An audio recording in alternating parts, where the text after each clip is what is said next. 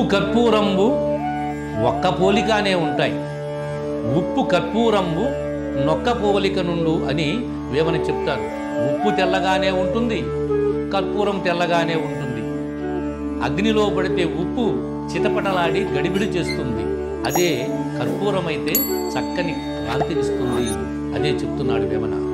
ఉప్పు కర్పూరంబు నొక్క పోలిక నుండు చూడ చూడ రుచుల జడవేరో పురుషులందు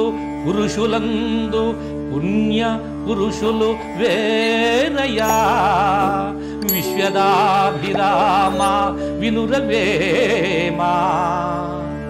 పురుషులందు పుణ్య పురుషులు వేరయా అంటున్నాడు.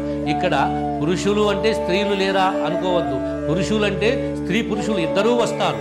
అందుకనే చెప్తారు, మరి మనము వివేకముతోటి, మరి జ్ఞానముతోటి, శాంతభావముతోటి, మరి మనం ఒక సేవాభావంతో కనుక ఉంటే వారి ఎప్పుడు కూడా పురుషులందు పుణ్య పురుషులు వేరయా అని వేమన సమాజానికి ఒక అద్వితీయమైనటువంటి భావాన్ని తెలియజేశారు.